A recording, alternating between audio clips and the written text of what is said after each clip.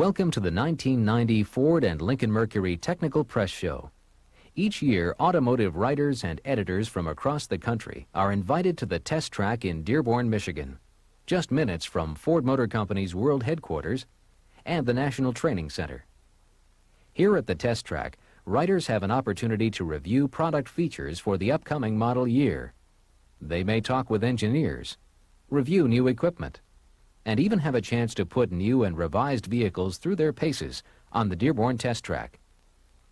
This 1990 new model service features video has once again been filmed at the press show so that you too may use this event as an opportunity to review design and engineering modifications for the 1990 model year. Remember, this video is designed to provide you with an overview of product changes for 1990. It should not replace new model district training or the information found in your shop manuals. This year, like every year, there is a lot to see at the press show. The Ford Probe gets an all-new thrust with the addition of the Taurus 3.0-liter engine. The Aerostar offers electronic four-wheel drive, standard rear anti-lock brakes, and a new optional 4.0-liter engine, also available on Ranger applications. We'll look at these features in more detail later. For now, let's get back to the press show. This year's press show placed special emphasis on the role of the dealership technician with an entire display devoted to the Service Technician Specialty Training Program, STST. As you know, STST is the improved approach to technical training, providing you with the specialized, hands-on training you need for the sophisticated vehicles of the 1990s. The display at this year's press show was designed to improve public awareness of the special qualifications you have as a Ford dealership technician. Special representatives from Ford Parts and Service Division manned the display and described the detailed technical training you receive as part of the STST program. They explained that service technician specialty training was developed around 9 specialty areas: engine performance, engine repair, suspension and steering, electrical systems, climate control, manual transmission and drivetrain, automatic transmission and drivetrain, brakes, and pre-delivery. The reason for defining these specialty areas, of course, was to give you the kind of technical training you need to do your job. Hands-on training with practical experience in the kinds of work you do every day. As you know, even new model district training has been redesigned around the STST specialty areas so that you only spend time learning about systems that affect the way you do your job. If you'd like more information about the STST program, ask your service manager or contact your district office for more details.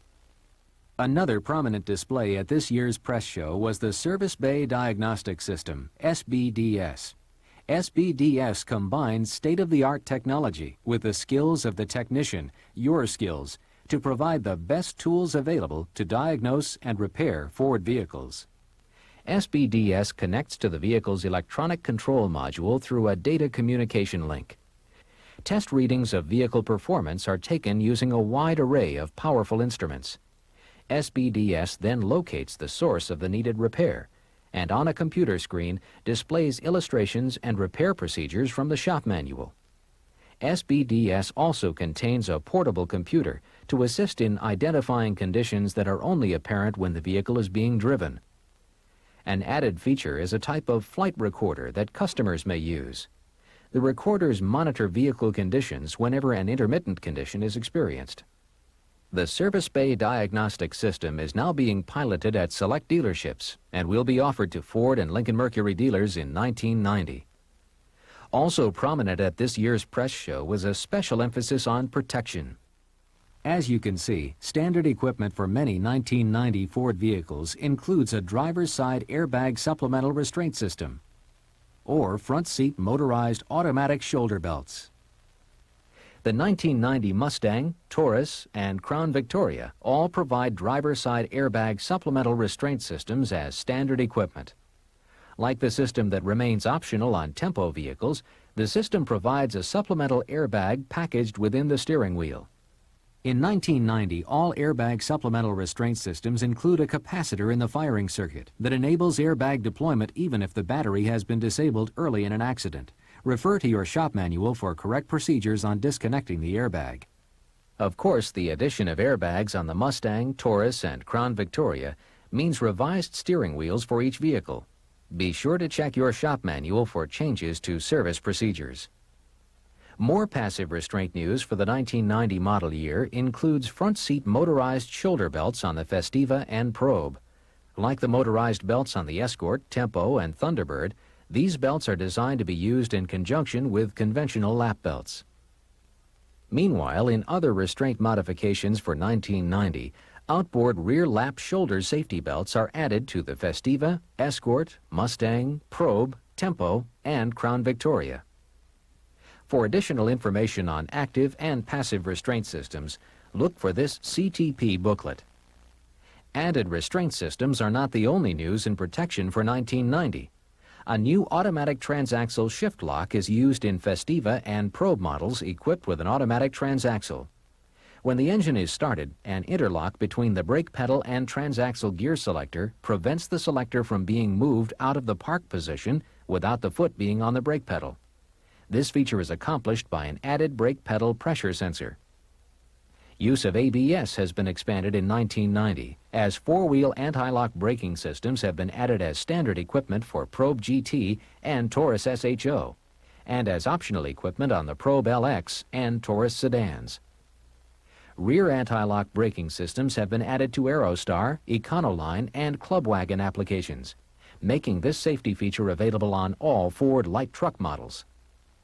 This system is designed to provide improved braking control by inhibiting brake-induced rear-wheel lockup under most operating conditions.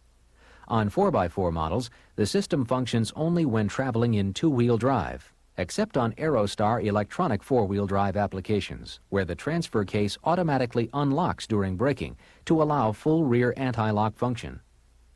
The Aerostar system uses a speed sensor mounted on the rear axle differential case. Whenever this sensor detects impending rear-wheel lockup, this information is relayed to an electronic control module which activates solenoids in the brake proportioning valve to modulate rear brake pressure, in effect pumping the rear brakes up to 10 times per second. This completes our look at the variety of protection-related features on this year's Ford lineup. Let's move on to 1990 powertrain highlights. 3 new powertrain combinations for 1990 appear on the Probe. First, the 2.2-liter turbo engine is available with the 4-speed electronic automatic transaxle, 4EAT. And a new twist, both the 4EAT and manual transaxle are available with the 3.0-liter engine currently used in the Taurus. You can see that the 3.0-liter engine fits snugly in the Probe engine compartment. Refer to your 1990 Probe shop manual for correct service procedures.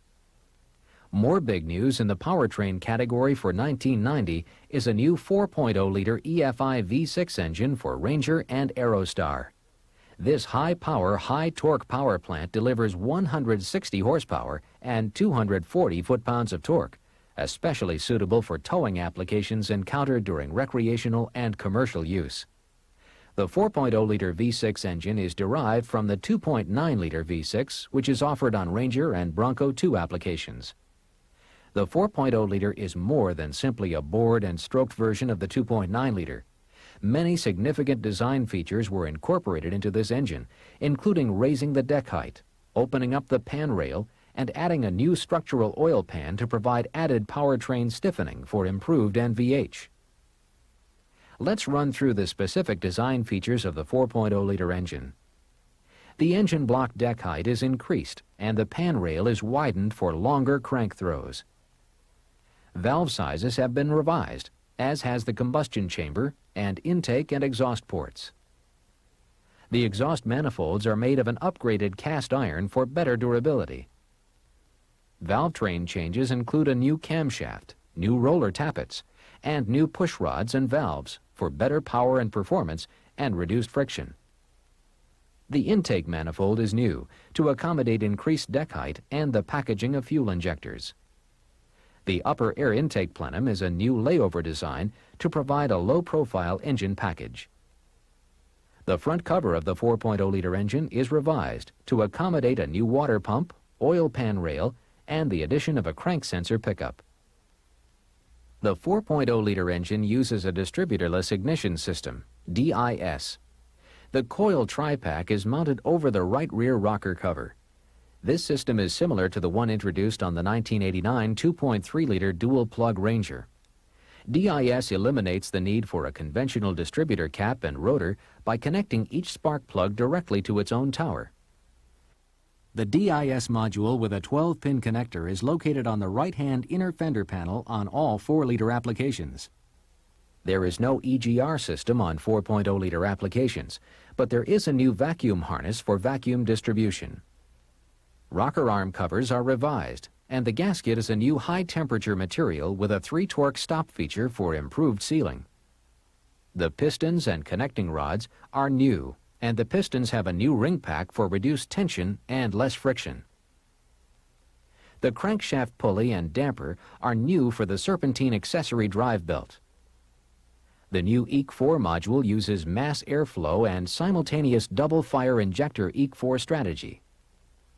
All in all, it looks like the new 1990 4.0-liter V6 engine will help provide the engine performance expected in the increasingly popular compact truck and minivan market. Also new in the powertrain category for 1990 is the new permanent magnet starter, first used on the 1989 Thunderbird. This starter is found in 1990 on some Probe and Crown Victoria applications, as well as on 4.0-liter Rangers and Aerostars. The permanent magnet starter uses permanent magnets in place of the wound field coil design. The new starter improves durability while reducing size and weight. The E4OD transmission makes an appearance in this year's powertrain category as well, with availability on F-Series, Bronco, Econoline, and Clubwagon vehicles under 8,500 pounds. As you remember, this transmission was introduced in 1989 on these same models over 8,500 pounds. Compared to the 3-speed automatic which it replaces, the E4OD provides improved shift feel, increased fuel economy, improved startup performance, and an instrument panel-mounted overdrive cancel switch to enable inhibiting transmission upshift to overdrive gear at the driver's discretion. Well, so far at the Technical Press Show, we've examined some of the new protection and powertrain features shared by a number of models. Let's turn our attention now to other features occurring in 1990 for each car and truck. For the 1990 Festiva, the 5-speed manual transaxle is now standard, as is electronic fuel injection on all Festiva applications. Power steering is a new option on the Festiva in 1990. The gear is a standard design, while the pump is slightly different, since it does not have a reservoir mounted on it. Also new on the Festiva is the optional rear window wiper washer available on some models. The 1990 Festiva is equipped with electronic spark advance in place of 1989's mechanical vacuum system. Moving on to the 1990 Mustang, in addition to the driver's side airbag supplemental restraint system, Mustang offers new Eagle all-season performance tires on some models and introduces a new instrument cluster. The cluster is revised to include an airbag warning indicator lamp, which is located below the tachometer. And now on to the 1990 Probe. In addition to body revisions, a revised fascia, revised tail lamps, moldings, and seat trim, the Probe is equipped with front motorized seat belts and rear lap shoulder belts. In addition, the Probe GT is equipped with anti-lock brakes. And the 1990 Probe is equipped with several new powertrain combinations. Be sure to refer to your 1990 Probe shop manual for correct service procedures. A series of minor improvements appear on the 1990 Tempo, including a new single-lever emergency passive belt release, replacing dual levers. Footwell illumination and a luggage compartment light are standard on all Tempo models. Changes are more numerous on the 1990 Taurus, which continues to emphasize its best-in-class design philosophy. First, the new instrument panel includes a new 4-spoke steering wheel, which accommodates the new driver's side airbag supplemental restraint system. Both the electronic and mechanical instrument clusters are new for the 1990 Taurus. Legibility has been improved in the mechanical version through backlighting with pipe-lighted pointers, increased size and sweep of the speedometer, and increased sweep tachometer dial. The electronic version with fuel computer incorporates vacuum fluorescent displays, which replace the previous LCD design. Also, a revised diagnostic system scanner that provides a functional check of several systems each time the vehicle is started has been added to the electronic cluster, as well as a revised fuel computer, which is located in a separate pod to the right of the speedometer. Also new on the electronic cluster is a new curvilinear electronic tachometer that can be turned off at the driver's discretion. An added feature on the Taurus in 1990 is speed-sensitive steering on 3.8-liter applications. Similar to the 1989 Thunderbird variable assist system, the Taurus system is designed to provide comfortable steering effort at all vehicle speeds. It generates a high level of power assist at low vehicle speeds to minimize steering effort during parking and low-speed maneuvering. New options for the Taurus in 1990 include automatic temperature control, a digital compact disc player, and anti-lock brakes with four-wheel disc brakes on sedan applications. Anti-lock brakes are standard on Taurus SHO models in 1990. Refer to the appropriate shop manual for correct service procedures on the anti-lock braking system. And finally, a new police package is available on the Taurus L 4-door sedan. Its powertrain consists of the 3.8-liter V6 engine and 4-speed automatic overdrive transaxle with 3.37 final drive ratio. A host of functional modifications are included as part of this police package. Now let's take a look at the 1990 Crown Victoria. This car features a new instrument panel with updated climate controls and positive shutoff climate control registers, as well as side window demisters.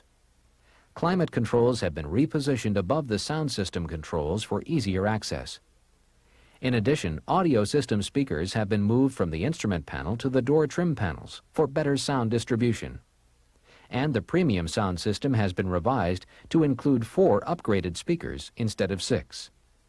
Also new is the instrument cluster, which incorporates backlighted graphics with edge-lit pointers for improved nighttime visibility. A temperature gauge has also been added to the cluster.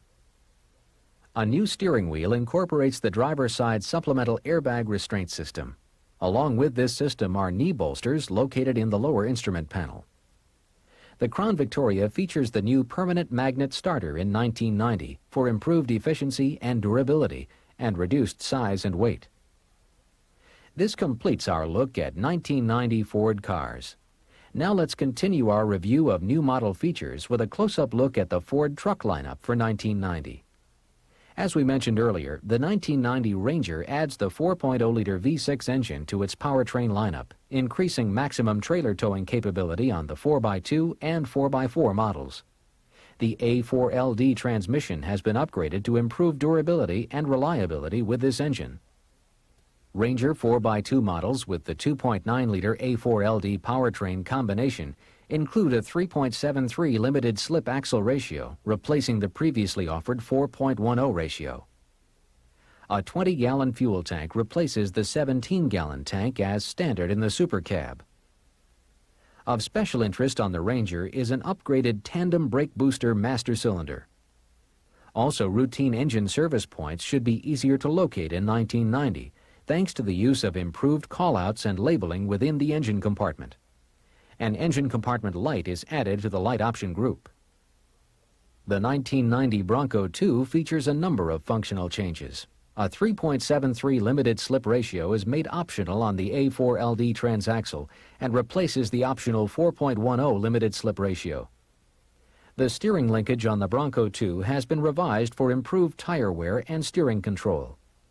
AC system reliability is improved through the use of a new AC compressor, and routine engine service points should be easier to locate due to improved callouts and labeling throughout the engine compartment. Among the most significant enhancements to the Ford light truck lineup in 1990 is the introduction of an electronic four-wheel drive Aerostar. Fully compatible with the Aerostar's new rear anti-lock braking system, electronic four-wheel drive is designed to provide improved traction on wet, muddy, or snowy road surfaces. The system requires no driver involvement. It is fully automatic and always functioning, delivering power through a quiet chain drive transfer case. In addition, a self-diagnostic system constantly monitors system condition and an instrument panel display assures system function and warns of operational malfunction. Central to the operation of the Aerostar's electronic four-wheel drive operation is a new chain drive transfer case with a differential between the front and rear drive shafts. This design is required for all-wheel operation on dry roads, especially during parking maneuvers. The differential in the transfer case is an epicyclic or planetary type, as opposed to the bevel gear or tapered spur gear type used in other front and rear drive axles. The differential has a lock in the form of an electromagnetic clutch controlled by a computer module and speed sensor system. The clutch locks out the differential when required by slippery road conditions. Besides providing transfer case lockup, the system furnishes automatic transfer case unlock during braking to allow full rear anti-lock function. The transfer case has a lightweight magnesium housing and is lubed for life using automatic transmission fluid. The small angle on the front drive shaft minimizes drivetrain vibration characteristics. Typical operation of the electronic four-wheel drive Aerostar under normal, non-slippery conditions means that torque is split 1/3 to the front wheels, 2/3 to the rear wheels by means of a chain in the transfer case. In these situations, the electromagnetic clutch in the transfer case is unlocked. Under slippery conditions, when front and rear drive shaft speeds vary relative to each other, the transfer case electronic module, which is mounted beneath the driver's seat, will automatically lock up to prevent axle spin-up. During this lockup phase, torque is split front to rear relative to available traction at each axle. The electromagnetic clutch in the transfer case will lock up for 3.3 seconds and then unlock so the electronic module can reevaluate whether slippage is still occurring between drive shafts. It will then automatically relock if necessary within 0.4 of a second. Cycling continues until road conditions improve. The four-wheel drive system includes lubed for life front hub cartridge bearings. The spiral beveled front drive axle uses transmission fluid for better cold weather turning efficiency. Electronic four-wheel drive will be available on all regular and extended-length Aerostar vans and wagons and will include the new 4.0-liter V6 engine and upgraded A4LD HD 4-speed automatic overdrive transmission. The only appearance differences between the four-wheel drive Aerostar and its two-wheel drive counterpart are a 1/2-inch higher ride height on the four-wheel drive model, as well as special identification on the liftgate and an indicator light on the instrument cluster.